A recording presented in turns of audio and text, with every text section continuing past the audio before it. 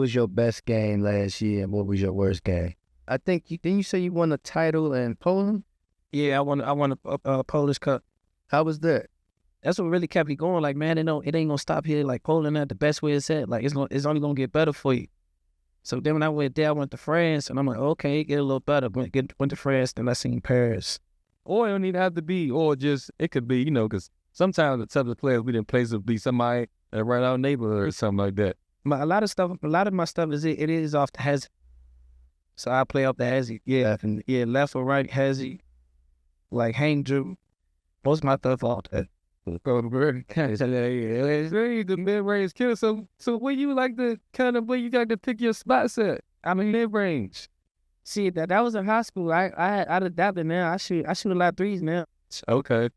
I think more than my head coach. You know what I'm saying? Like, yeah. I'm riding around in campus with. Who you with? Game related. Stay game related, man. My man. Stay game related, man. Stay game related, y'all. Stay game related, man. Stay game related. My man. Stay game related. Stay game related, man. The best in the business. Game related. You gotta stay here locked in. When you make it in life, you always want to give back. Yeah. Same what you doing right now. These kids have faith, believe in God. Cool. Put that work in. Stay game related, man. Stay game related, man. Listen, game related for sure. My man. Yeah, stay game related, y'all. So stay game related. Stay game related. Stay game related. Game related. Stay game related. Stay game related. All right, stay game related. Stay game related. Stay game related. My man. Stay game related. Stay game related. All right. Stay game related, man. Stay game related. Stay game related. Stay game related. All right, my man. Stay game related. Stay game related. Yeah. Stay game related. My man. Stay game related. My man. Y'all better stay game related. When the whole world be waiting for you, but if you want some local shit, you won't even know. Welcome to Game Related, where we highlight opportunities and obstacles from athletes with the thought process of giving future generations a better understanding about the game. These conversations are meant to bring awareness to the hardships and the opportunities that come along with the game. Let's get game related. All right, y'all, we are back with another episode of Game Related. We got JP, James Palmer, in the building, a.k.a. Mid-Range Killer. You call yourself the professional bucket getter too, right? Yeah, so man, happy to have him on here, man. We're going to talk about what's going on overseas, get into the aura of scoring and just learn a little bit more about him, man. So welcome to the show. Appreciate it, man. Thanks for having me. Yes, sir. Welcome. Hey man, so what I want to talk about right now is let's talk about your last season. Man, I think you had first team Champions League. Like, talk about what went well, what didn't went well. What did you learn from that season? I think overall I just was I was in a nice groove, man. My mind was good, body felt great, good teammates, and I had a coach that, just let me play my game. And it was the first year I really had a coach that really just let me play free without, worrying about anything. I damn near could take any shot I wanted. So I think that just helped really the most. And with my teammates, we had a lot of guys that could hoop. So it wasn't always, double team, triple teams with me. So we had other guys that contribute as well. So I think that helped. Okay. So would you say confidence is just as important as your skill set? Yeah, absolutely. Confidence got me this far, really. Out of confidence and hard work. The way I think, people be thinking I'm crazy, but the way I think really what got me this far, so I wouldn't change for nothing. Okay. All right. So do you have a theory or a theme that you go by or something like that, like a slogan? No, not really. Keep God first, work hard, and, everything else pay off like that. Once you get between them lines, the confidence is what bring out your hard work. So I think that's what just, keep me. Okay. What would you say you learned this year?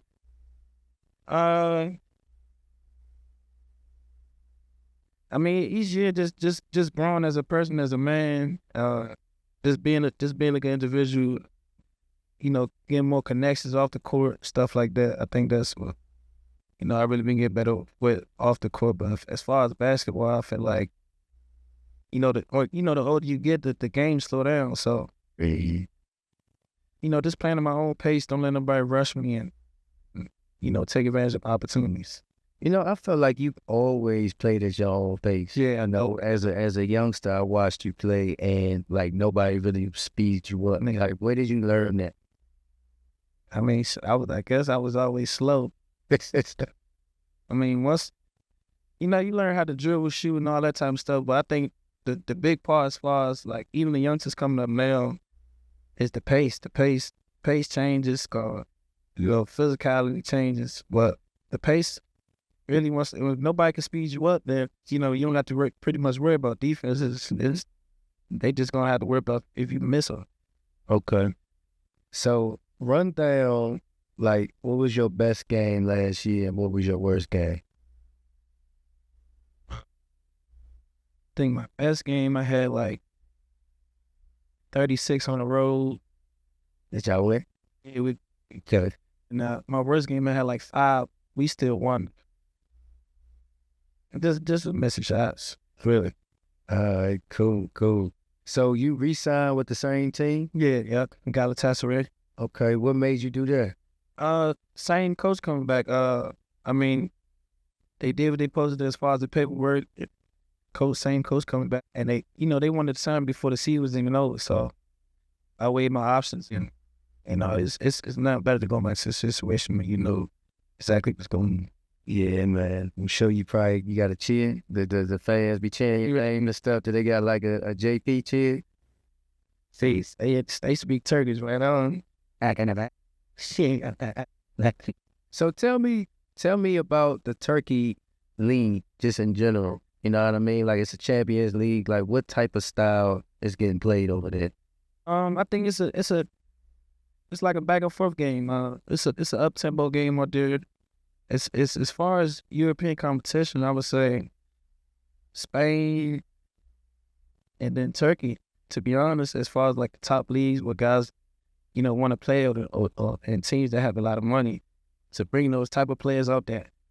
But I mean, as far as that, yeah, Turkey it's a good league, man. You see a lot of Americans starting, come over there. It's like, cause now it was 5 my first year in Turkey, so this gonna be my 3rd year in Turkey. It was 5 years, 5 Americans were foreigners, and now it's 7. So 7? Yeah, 7.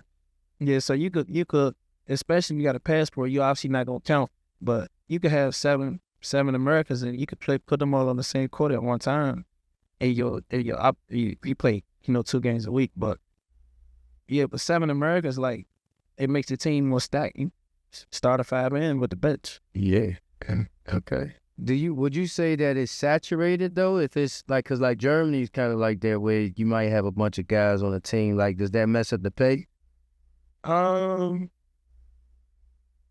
If you a guy that been over there, it don't mess up your pay, because most of the time, 9 times out of 10, no matter where you come, even when you come from the league, they'll try to lowball you just to see if you can adapt and if you're able to play their style of game over there. So it ain't always about who on the team. Like, you just have to. It's a lot to learn once you get over there and stuff like that. But it'll like all come out once. How I want to say it. It'll like. All right, so let me make an example. Say it's like us 3 on the same team. Yeah. And I'm coming from the league, but y'all 2 been over there for 4 or 5 years. Y'all gonna get more money than me because this is my first year over there. So Even if it was coming from the league? unless like you want someone like one of them Euro League teams, but other than this, if you kind of want them Euro Cup Champions League teams, ain't they don't be caring. So is Euro League Champions League, like break that down to somebody that don't really understand that. So, when you go to a country, you got, obviously I'm playing in Turkey, so you're going to play in the domestic league, which is Turkey, or Germany, or Spain, or Italy, one of them. You're going to play them, once a week. Most of those games be like on weekends. But on the weekdays, it depends what team you go to. You might have, EuroLeague is the top of the top. That's like where all the big dogs at. Then you got Euro Cup, then you got Champions League, but Euro Cup and Champions League like neck and neck, because it's Euro Cup just got a lot more teams, but Champions League teams are better than Euro Cup teams, in my opinion. Euro Cup is top heavy. They got like the top 4 or 5 teams that's to be good every year. But those teams actually just came out of the Champions League this year, so they see how it go. Okay. All right. And then I think didn't you say you won a title in Poland? Yeah, I won a Polish Cup. How was that? It was cool, man. My first year actually overseas. My first year, I think it was right after COVID. No, yeah, right after COVID. Yeah, right after COVID. It was the first time they ever won. It was the first time they even ever been that far, as far as making it in mid-season tournament. We won. It was just surreal, man. It was something.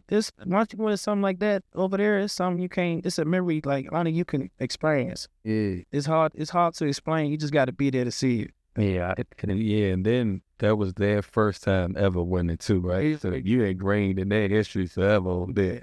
And the crazy thing is, like, I don't want to float my own boat, but everywhere I go so far in my career, I've been able to break history. Okay. And that's all right, man. You can stick your chest out. Yeah. No. So, what was it like when you first got over there in Poland? Like, that was your first year? It was terrible. It was terrible. I was telling my teammates, I'm never come back overseas. I don't know how y'all do it. What was the biggest adjustment you had to make? First, I'm overpacking. I got bags, bro. You only need 2, bro. You probably wear the same fit 3-4 days straight. You just going to practice, coming home, get some food, go. And then they're like, they ain't have like Uber Eats and stuff like that. Well, like Istanbul got it now, but Poland ain't. It's like they behind. You know what I'm saying? Like, they say that the city had like 50,000 people, but I only seen like the same 100 people. Like, real talk, I could go to the same coffee shop and see the same man right there. Like, it's one of them like old time. And winter it gets super cold, like snowing. Then they didn't want to give us a car. Like, it was a lot going on, but I was great for the opportunity because we was playing 2 games a week too. So the 2 games a week kind of kept me busy at the same time. So I would really like. Nah, that's cool, man. That's cool. I'm just thinking about everybody's first time overseas, right? And then trying to adjust to the schedule. You know what I mean? Like, you're literally playing like 2 a days pretty much, unless it's a game day. Yeah. And then everybody wants you. They like, oh man, did you see this city? Did you see this part of town? But for me, I was just tired. You know what I'm saying? So I ain't really get a chance to get out and see anything. Did you? I'm kind of like in the same boat, bro. Like, some days I just be so tired, I just be ready to get on, get some food, get on the game, get on the phone. But if I do got some time, I definitely try to, because it's experience you want to experience. Just not many people get to even go overseas. So certain countries and stuff like that, I definitely try to take advantage and get out, go for a little walk or something like that. But 9 times out of 10, I'm in the crib. Hey, I got you. What would you say would probably be like a misconception that like audience and people don't know about, being a professional player overseas? Misconception. Probably like a lot of people think overseas players, like, it ain't nothing to do. It's just boring in the middle of no. All the countries are like that. It's a lot of countries you go to play for that show love even off the court. You might go to restaurants and many people just see. They want pictures, they want signatures, stuff like that. But Istanbul especially is like I said, it's Americanized before we started. But everything you need, food good.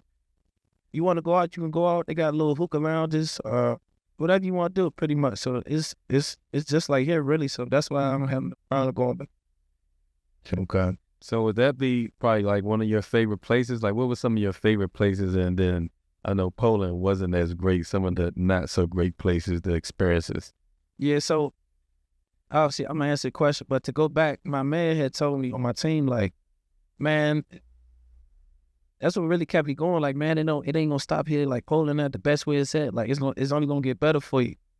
So then when I went there, I went to France, and I'm like, okay, get a little better. Went to France, then I seen Paris, and then the next year I went to Turkey. So I've been in Turkey. It's about to be my 3rd year, but Turkey, Istanbul is probably my favorite so far. Hey, is France like really known for like fashion and modeling and all that good stuff? You was throwing that shit on when you was in France? I wasn't. I was in a small city, but if I played in Paris and stuff like that, I probably would. Anytime I got to pop out, I definitely like do something on for sure. But 9 times out of 10, when people going like, cause you got 2 breaks. It's like in December, they like February. It's like back to back almost.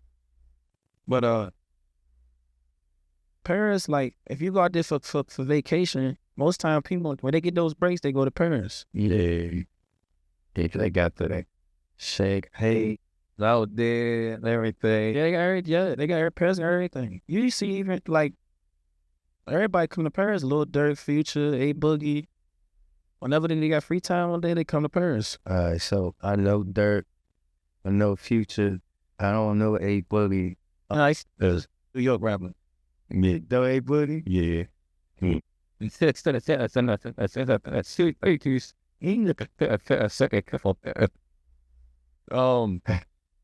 So you was in the G League, right? Yeah.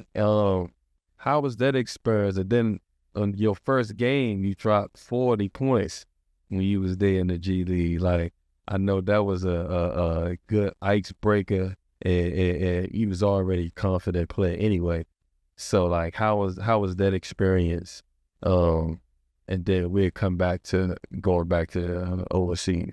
Yeah, so like coming out of school, obviously I went undrafted. Then I signed a E-10, which is called Exhibit 10, the Clippers. And so I went to training camp, but mind you, I'm not knowing the ins and outs. Like I'm just going trying to hoop. I don't know. So when I went there, they already had 7, 8 signed guards. This the year that PG and Kawhi both signed to the Clippers. Hey, you know what I'm saying? So I'm just going like, okay, I get to play with some superstars. yeah. They already had 8 guards signed. Doc Rivers. I actually got cut like the second to last cut before the preseason was over. Like, right before the last preseason game, I got cut. But overall, it was a great experience. And then so when you sign an E-10, you go to training camp, but then if you don't make it, you got to play. You got to play for the G League. Okay. So then you got a G League training camp. I was going through that. Then my whole mindset, my rookie was just, man, I'm trying to get in the corner. I was trying to kill everything. So my first game, I actually like start off a little, not nervous, but I start off a little slow. And then once I seen like one go in, it just started getting the rhythm, like in flow. Okay. It was crazy. Like the G League is not to sound cocky, but the G League it's not hard. The G League easy, really. It's too much space Compared to overseas? It's too much space. Yeah, that's what I wanted. We by that. It's too much space. Yeah, like the first, cause I started having like crazy tendonitis in one of my knee fingers, right? I think right. But I started having like crazy tendonitis. But like for like the first month or two, I could be wrong, but if y'all look at, I think I was averaging like 33 or something like that. Or like 50% shooting. Yeah. Oh man, ain't nothing wrong with that. So you was just on the island all the time, and was it ISO, or would you just come like ISO, pick and roll, transitioning? Like it's just so much space, and then like overseas, a lot of times if a coach see a score like me that hard hits, or like they'll try to trap me, make me pass it. In the G League, you coming over, you mid-range threes, whatever you want to do. All the biggest play drop. You can't play heads with grown men like that. NBA, like, it's too much space. The court too big. Then in overseas, that's why I be telling people, overseas, like, it's pro basketball for grown men, but you in the high school court, basically. That's all it is. So it's not as much space. Yeah, Paint crowd. yeah. Like everybody said that the court's the same, or it's 94, but whatever it is, but do nothing like that. It ain't. So what would say be some of like your toughest players that you had to go against, either NBA, G League, overseas? Or it don't even have to be, or just, it could be, because sometimes the toughest players we didn't play would be somebody around our neighborhood or something like that. My man Marquise Reed, he had a tough matchup. Yeah. He bugging. Where's he in? He going back to Turkey as well. He was at Turkey last year. He going to another team. But another dude like named Carson Edwards. Yeah. That's the young one who's at Purdue. Purdue, yeah. Light skinned young, you remember him? Yeah, he fly off the screen. The pissed off Yeah, ball. and she deep. Yeah, she deep. Little strong, stocky guy. Where's he at there? He overseas. He played, but he just signed to a team here. And you had to, like, I wouldn't even think y'all would match up, but y'all was guarding each other? I was guarding. He wasn't guarding me. I was guarding him. Ain't that the word? right? But I'm like 9 times out of 10, I play both sides, so I don't really be scared about guarding the best player. Oh, sometimes though, you be like, man, come guard me too though. At least. Yeah, for sure. But he's so little, bro. I knew they weren't guarding. Like they put him on the point guard. Yeah, but I guess that's mouse in the house, right? Yeah. What I had to man. yeah, that's what I want. So all right, so we always ask a couple people, man. We get the scenario, right? You 10 seconds left, you need a bucket. What's your go-to move? Where you want the ball at to? I really would have a top of the key. I could get it anywhere in school, but if it's 10 seconds left and you need a walk down bucket, top of the key. Cause like you can't help, really.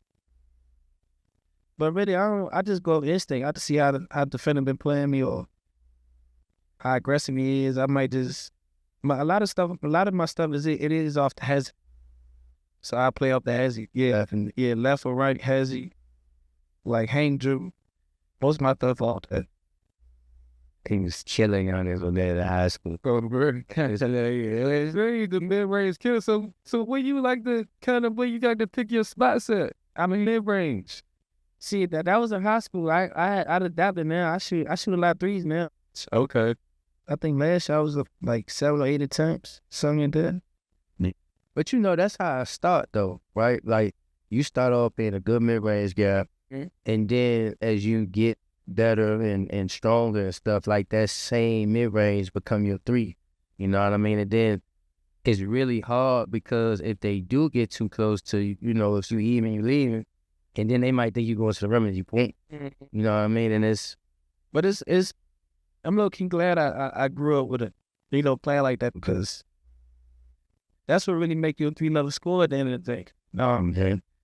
When you able to, get your defender rock and roll away and get to your spots. And I'm 6'6", so like it ain't too many people that's gonna be able to block it. You know what I mean? And then, then you mix in with the footwork and stuff like that. But yeah, when I was in high school, I definitely was heavy mid-range. I still shoot mid-range now, don't get me wrong, but it would just have to, like, this depends. Let me ask you this. When it come to that, so you was always rhythm, right? When did you have to learn to really be a catch and shoot guy? Would you say that's a part of your game now? Yeah, it's definitely part of my just growing older with the game and learn the different defenses and stuff like that. You can't always like it was at times I used to turn down a wide open 3 just to get to my pull up. So would you say it was in college or when it was overseas that they was like, yo, like you gotta take that shot? Because when I was coming out, that's when Houston was on that no mid-range too. So I probably say, don't like my pre-draft, I started really locked in threes. I always could shoot threes, but as far as be like getting them up and attempting them, probably around pre-draft, just got better. Okay. So let me ask you this. From your perspective, why you feel like you're not in the league? Well, honestly, when I was killing the G League, I had tendonitis and the time when they was doing call-ups, I was hurt at the time, so I wasn't able to get a call-up, but I wasn't mad because ain't nobody gonna sign nobody that's hurt at the end of the day, but right. Then the next year, the end of that year was when COVID happened, so, just situation, and COVID happened, I needed cheese, so I went overseas, so I wasn't finna keep fighting with the G League and Summer League, and I already killed Summer League, and I already killed them all, so as long as I have it with myself and my peers, Michael, and I would love to be in mid, don't get me wrong, I would love to be in mid, but as long as my peers are like, I'm all right. All right, cool. Would you say there's anything that you would have changed about your process now that you're older and you kind of understand it a lot better? Yeah, for sure. Coming out of school, I think I would have did more of this. I would have shut my mouth instead of talking so much. Just going and learning, think you know everything when you don't really know, like, it's more about the business than anything. That NBA shit it's sometimes ain't about basketball. Right. Yeah, so a lot of people don't know it don't be about basketball. I tell them. So what would you say, like if you was giving a lesson to the youngsters a little bit more about it, like go into detail? Because I know on the coaching side, it's definitely different. Right. You know what I'm saying? And that didn't really fit who I am as a person. Right. You know what I mean? But like talk about it on the player side. I mean, for the youngest growing up, I would just say, you know, open your mouth and ask questions to people who have been through. It would definitely help. Don't think you know everything. Even if you know one player in the country, you know, ask questions. There's so many people to help you, and then especially in our area, we got a lot of hoopers that have been to the NBA, been to college, been to Kill Hospital that didn't make it. Then you got some people that did so many different routes. You got high school who didn't go to college that didn't make NBA, college that went to overseas that but been successful overseas. NBA, but been in the NBA for so long, like it's a lot of different stuff. So I would say, you know, just ask questions. You know, obviously, you know, the little stuff, stay in the gym and, you know, listen to your peoples, but that's the main thing, to ask questions. Okay. So man, I want to get into the agency side. Like how has that been for you? How's the agency process been with you? But it haven't been that bad for me. I'm on my second one. And I don't really think I'm going to change again. After my first one, it was just, if I would have known what I know now, back then, I might have would have signed with somebody with more experience, with more pull. Somebody that got more juice, that got more connections and stuff. I signed with the dude just based off him being there so much and, you know, us building a relationship. I signed with him off that. But, you know, come to find out, man, it don't mean that. You know what I'm saying? You need somebody with the connections. Somebody who give them roles that another agent can't. Was that first guy like somebody that you might have knew during high school years, or they was around and kind of just been around and always say, hey man, when it's time, yeah, you know what I'm saying, I want to represent you. Was it a situation like that? Yeah, I had a situation like that, honestly. But the first agent I had, his name was I ain't even say his name, but first agent I had, he had met me like cause you know college back then you had to sit out a year. Yeah. So when I transferred from Miami, I had to sit a year, and you know we got that connection towards the end of that year, and then when I started playing, it just grew more and more. But I had situations with an agent before I even came out of school, like. So my junior year, I killed the first team all Big Ten, and then so the summer I came home, I met with an agent. Basically, we had verbal agreement. We gonna put it out on. So then after the senior year, there was no shows. I'm like, hey, then I ended up signing with a dude, but it was crazy. Yeah. So now that you got college, got NIL. Right? Yeah. Cats getting paid crazy money to go to college.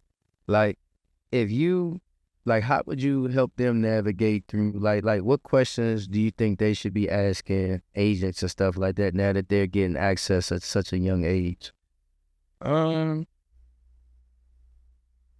mean, really, like, you could really sit down and ask agents, like, what you think, like, what do you think I'm projecting? Or, like, what you think they say I need to work on and do that part right there. Like, the NIL stuff good, don't get me wrong, but it's I like it and I don't. I like it because, you know, pay the youngers and let them, you know, get paid for their name, image, and likeness. But what don't you like about it? I don't like, because you might get so much money you can't tell them nothing. Like, they're not gonna listen. I think more than my head coach. You know what I'm saying? Like, yeah. I'm riding around in campus with Porsche trucks, Maybach trucks. Like, it's good, but it ain't. Like, it's only way I say it ain't is because of that part. Everything else, I'm cool with it. But I would tell them, you know, just if you talk to your agent, just tell your agent, like, just tell them what you want, really. Like, what you want to do after school. You want to go to NBA? I go pro. And then you have your agent, if he really break it down to you and tell you the truth and the ins and outs, then you go from there. Okay. Yeah, one thing they need to know, man, they work for you, man. Right. That's what I'm saying. Yeah, a lot of people let their agent dictate them. Tell their agent what they want to do. Now, your agent work for you.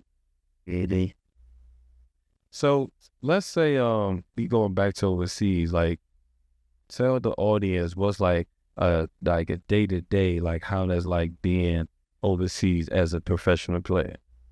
I mean, my day-to-day is like, so VSC is, wake up on it.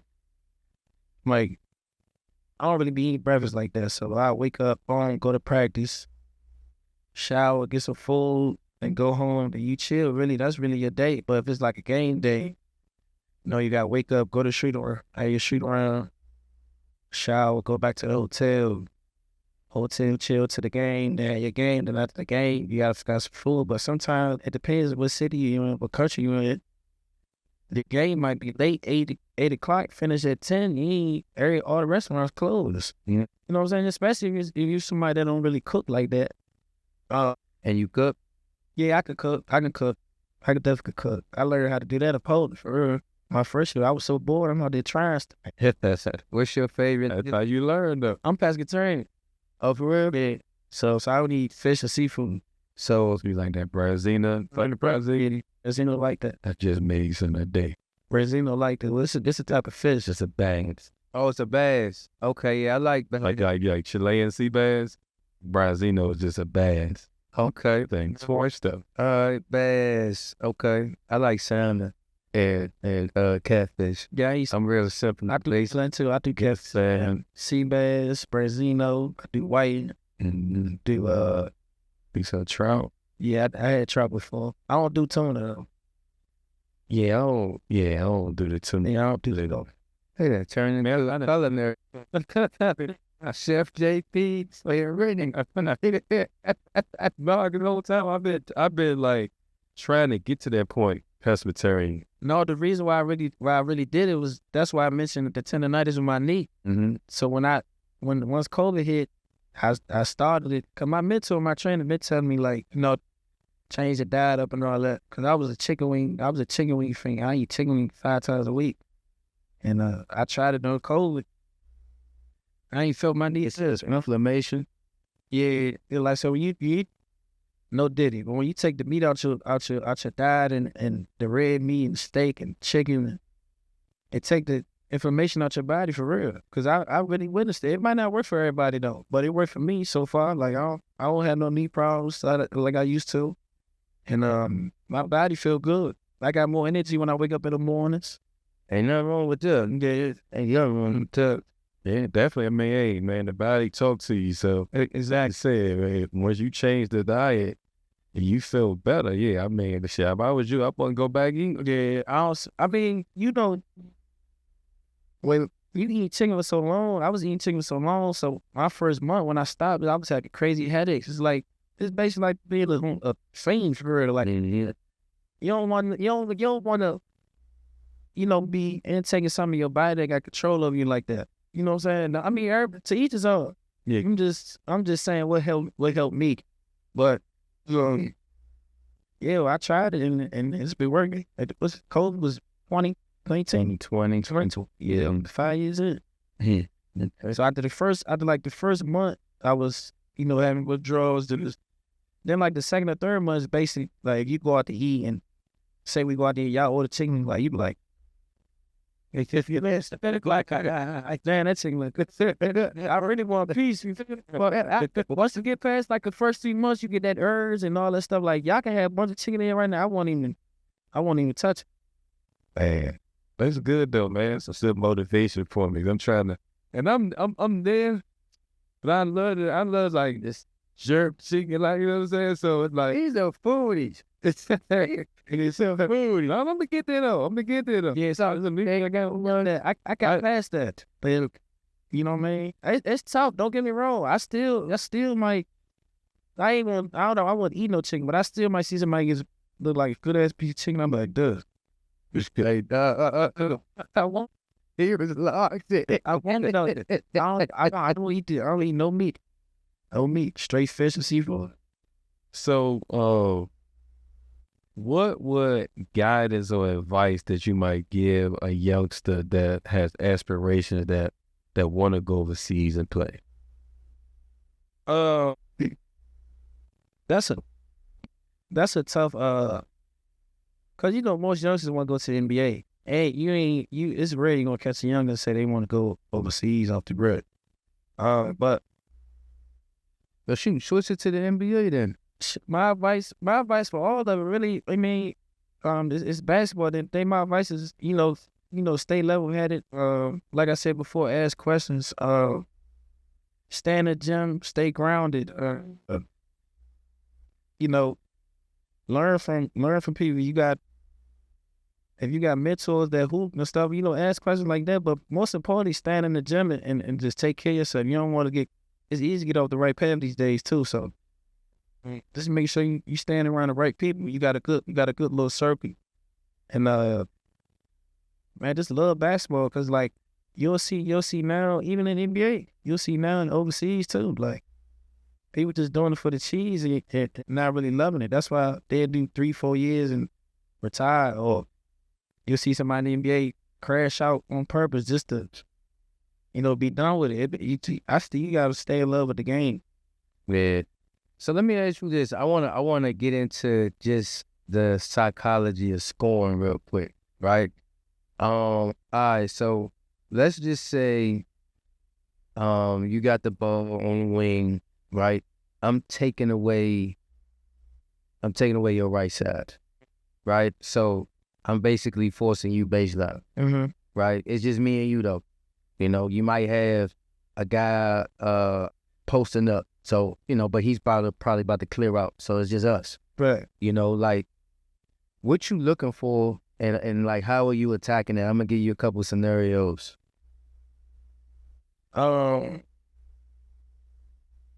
I can't tell y'all what my secrets look like, but I got my 3 scenarios. So the first one, you saying if the big clear out, right? Yeah. So like you said, I got the whole baseline. You got the whole baseline, but I'm forcing you to my left. Yep.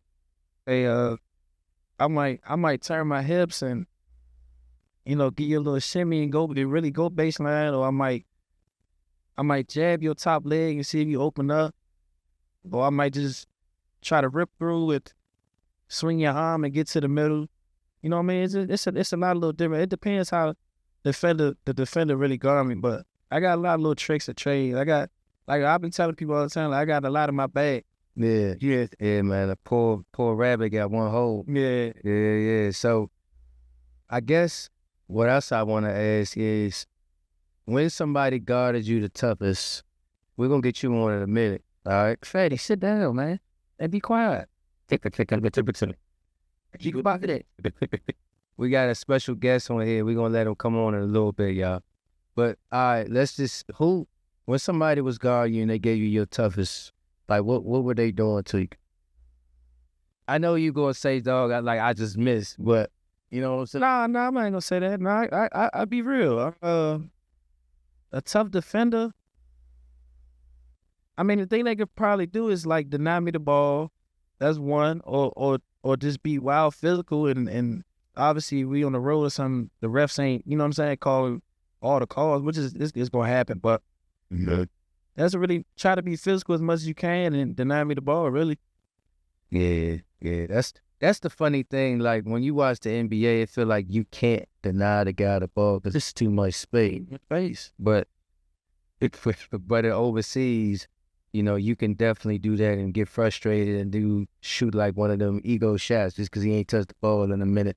Yeah, some people do that. Some people definitely do that. Some people definitely do that for sure. If anything, if I ain't shot in a minute, I'm at least try to get fouled first before I just chuck up anything. Like that just look crazy. But you'll definitely see that sometimes. Yeah. So let me ask you this. Is there anything that we ain't go over that you want to talk about? Pretty much hit on everything. High school, you talk about daily life, talk about the youngest agents, scoring. I mean, if y'all got any other questions, we're gonna hit one more, but you just think about if you had anything else. So one thing we always ask, man, like, everybody want to be successful, right? Everybody trying to get to that mountaintop. But the main thing is handling success, right? Kind of like maintaining it. What are some of your advice that you want to give about how you can maintain and handle that success? I mean, first that goes into what type of person you is. You know, if you're a person that like the limelight and all that type of stuff, it'll get to your head, and you know what I mean. You basically have to have like not like a withdrawal, but like a little setback to get you, you know, let it come back down to earth. But I'm a person, I don't really like to, you know, I don't even do stuff like this. I just show love. Like, don't get me wrong, I appreciate the invitation, stuff like that, but I'm not the really type of person to do. I don't like interviews. I can hit a game winner and I don't even want to be interviewed after the game. You know what I'm saying? Like, I'm that type of dude. So, you know, even, you know, just staying even killed, you know, through the highs and the lows, just staying positive. I always try to stay positive and think positive. You know what I mean? I even pray on. But that's the main thing for me. Just staying even killed through it all. Never get too high, never get too low. Yeah, that's good, man. I always say, man, the world got a way of teaching you a lesson. Yeah, it do. Humbling you. It do. You know? Some people just might ignore the sign. Yeah, and that joint get catastrophic. Mm-hmm. You know. Hey, nephew, come on up here real quick. Come on. Come here. Stick. All the girls must see you got the stickers. So tell everybody your name.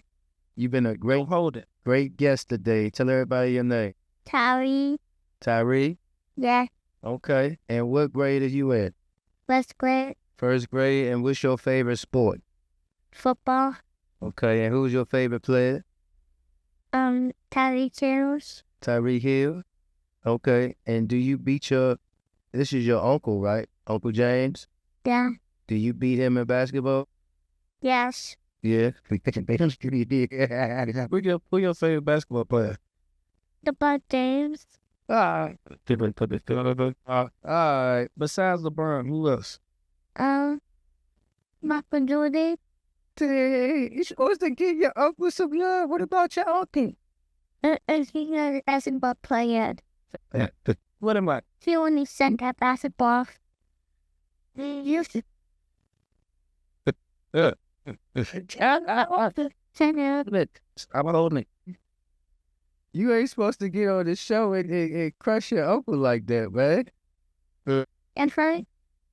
He be saying that, but when they see him watch the games, he be cheering. That's all right. We know that's your favorite player. And look, my family like that, man. We tough love, man. All right, y'all, man. This was a wrap on another show, man. I definitely want to thank you for coming on. I appreciate y'all, man. No. To whatever. I appreciate Man, Stop touching me. you said can talk to me. I did. I thought you want to talk some extra questions. What else do you want to talk about real quick? Like this. You like Roblox? Yeah. Okay, and what game? Like, obviously, your iPad didn't work today because you was making all kind of noise in the background. It's just that. Yeah. That's what you talking. All right, go sit back there and let us think. All right, y'all, man. Make sure you guys subscribe, like, and share.